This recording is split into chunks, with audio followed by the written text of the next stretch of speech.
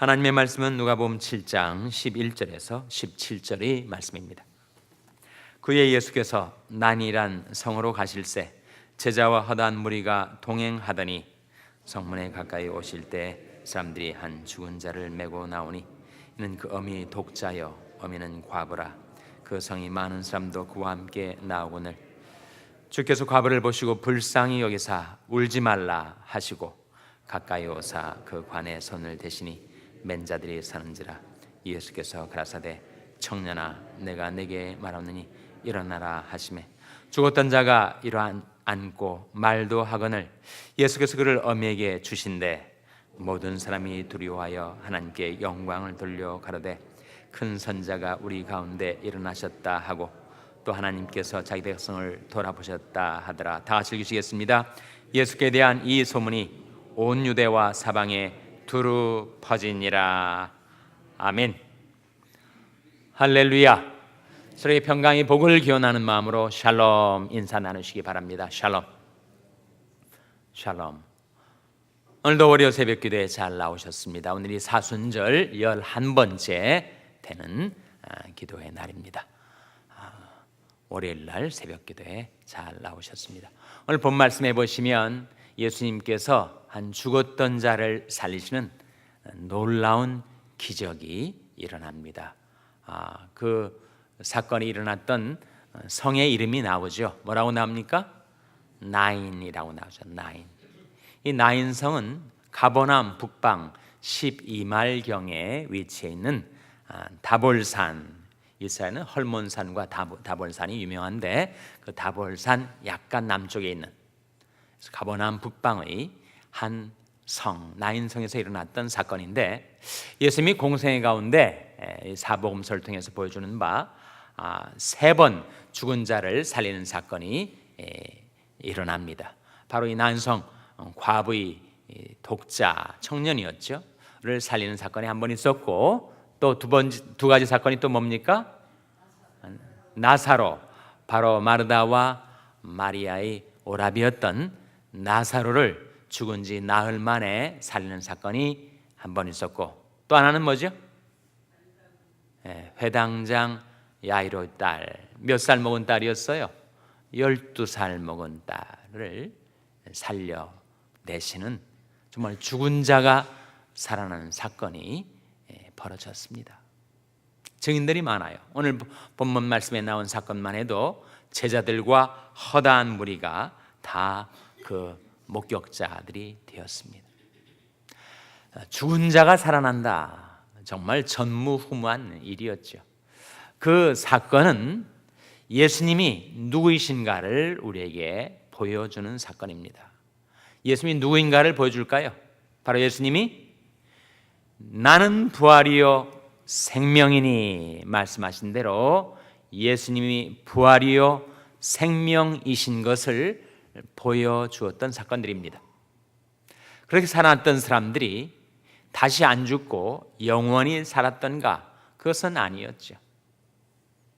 나인성 과부의 독자 청년도 그렇고 12살 먹었던 회당장 야이로의 딸도 그렇고 나사로 역시 그들이 회생했지만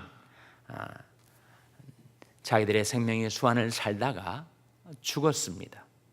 그들이 영원히 살지는 않았어요. 그런데 이 놀라운 기적을 일으켜 주신 것은 바로 예수님이 누구이신가를, 부활이요 생명인 것을 보여주고 그리고 슬픔을 당한 인생들에게 주님께서 긍휼의 능력을 나타내 주신 것입니다. 그래서 오늘 본 말씀해 보시면 11절에 그의 예수께서 나인이라는 성으로 가실새 제자와 허다한 무리가 동행하더니 성문에 가까이 오실 때 사람들이 한 죽은 자를 메고 나오니 이는 그 어미의 독자여 어미는 과부라. 그러니까 과부의 독자란 말이죠. 그 성이 많은 사람도 그와 함께 나오거늘 주께서 과부를 보시고 어떻게 여기사라고 나옵니까? 불쌍히 여기사 울지 말라 그렇게 말씀하셨어요.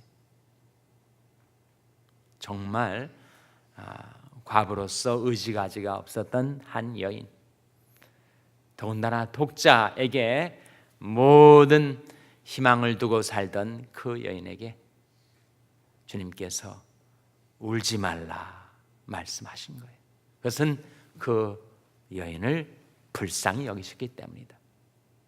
그래서 누가복음뿐만 아니라 사복음서에 나타나는 주님의 모든 기적은 그 동기가 무엇인가? 바로 긍휼, 컴패션입니다. 컴패션이라는 말은 come together라는 말과 패션, 격달한 말인데 주님께서 우리 인생에 당하는 모든 고통과 슬픔을 몸소 겪으셨기 때문에 긍휼히 여기셨던 우리 주님은 채율의 주님이셨다. 우리에게 있는 대제사장은 우리 연약함을 채울하지 아니하는 자가 아니요 모든 우리와 한결같이 시험을 받은 자로 돼 죄는 없으시니라. 그러므로 우리가 긍휼하심을 받고 때를 따라 돕는 은혜를 얻기 위하여 은혜의 보좌 앞에 담대히 나갈 것이니라. 주님이 몸소 겪으셨기 때문에 긍휼히 여기셨던 주님. 주님께서는 인생에 당하는 모든 고통과 슬픔을 몸소 겪으셨습니다. 간고를 아는 자라 하셨어요. 간고는 질고 병으로 인하여 겪는 고통도 주님은 다 채울하시는 분. 내가 몸이 아프고 괴로울 때 과연 주님은 내 아픔을 아시는가? 울부짖을 때가 우리 인생에 있지만 주님은 다 아십니다. 질고를 겪으시고 간고를 아시는 우리 주님. 그래서 그 놀라운 죽은 자가 살아나는 기적의 동기와 동인과 동력은 무엇이었던가? 바로 주님의 긍휼이었다. 우리가 사는 것도, 우리가 구원받는 것도, 우리가 죽은 다음에 영생에 이르게 될 것도 다 긍휼이라고 성경은 증거합니다. 여호와의 자비와 긍휼이 무궁하심으로 우리가 진멸되지 아니함이니이다. 이것이 아침마다 새로우니 주의 성실이 크도소이다. 우리가 죽지 않고 생명을 가지고 살아 움직이며 기동하며 사는 것, 그것은 바로 주님의 긍휼 때문이라는 거죠. 구원받는 것도 마찬가지. 우리를 구원하실 때 우리 행한 바 의로운 행위로 말미암지 아니하고 오직 그의 긍휼하심을 조차 중생의 씻음과 성령의 새롭게 하심으로 하셨나니, 우리가 죄에 매여서 고달픈 인생을 살고 죽지 못해 살아가는 죄인 되었을 때 주님께서 우리를 긍휼히 여기셔서 우리를 구원해 주셨다. 마찬가지로 우리가 이 땅의 삶을 마치고 영원 세계에 직면하게 될 때 내가 영생에 이르게 되는 것도 오직 우리 주 예수 그리스도의 긍휼 때문이라고 말씀하셨습니다. 사랑하는 자들아, 너희는 너희 지극히 거룩한 믿음 위에 자기를 건축하며 성령으로 기도하며 하나님의 사랑 안에서 자기를 지키며 영생에 이르도록 우리 주 예수 그리스도의 긍휼을 기다리라. 우리가 살아생전 행했던 의로운 행위로 구원받을 자가 없습니다. 영생 이를 자가 없어요. 오직 예수 그리스도의 긍휼 힘입어서 우리는 영생에 이르게 됩니다. 그래서 우리가 사는 것도, 우리가 구원받는 것도, 영생에 이르게 되는 것도 오직 주님의 긍휼. 이 놀라운 기적적인 사건의 동력은 바로 주님이 그 여인을, 독자를 잃은 과부를 불쌍히 여기셨기 때문이다 라고 증가하고 있습니다. 14절에 가까이 오사 그 관에 손을 대시니 맨 자들이 서는지라. 예수께서 가라사대 청년아 내가 내게 말하노니 일어나라 하심에 죽었던 자가 일어앉고 말도 하거늘 예수께서 그를 어미에게 주신대. 여기에 좀 이상한 대목이 있지 않습니까? 주님께서 지금 말씀을 하시는데 누구한테 말씀하시는 거예요? 청년한테 말씀하고 있지 않습니까? 청년은 지금 죽었지 않습니까? 아니 죽어있는 자에게 말씀을 하시다니 죽어있는 자가 들을 수가 있는가? 우리가 아무리 말을 해도 죽은 자는 못 듣죠.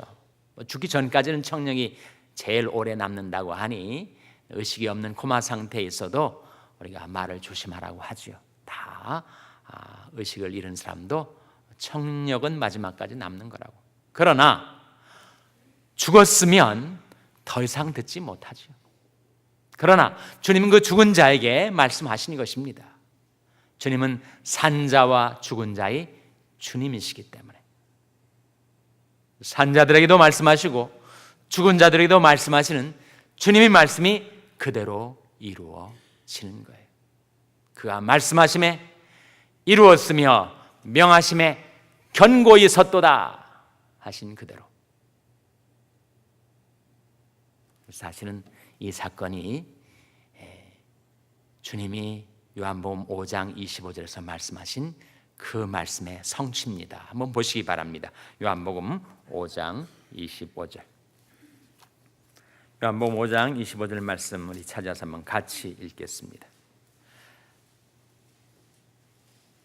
신약성경 151면 신약성경 151면 요한복음 5장 25절 말씀 우리 찾아서 같이 읽겠습니다. 찾으셨습니까? 자, 요한복음 5장 25절 같이 읽겠습니다. 시작. 진실로 진실로 너에게 이르노니 죽은 자들이 하나님의 아들의 음성을 들을 때가 오나니 곧 이때라. 듣는 자는 살아나리라. 진실로 진실로 너에게 이르노니 죽은 자들이 하나님의 아들의 음성을 들을 때가 오나니 곧 이때라. 듣는 자는 살아나리라. 그러면 예수님이 이 말씀이 삼중적인 의미가 있습니다.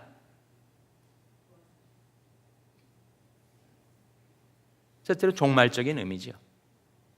예수님이 다시 오실 때 주님께서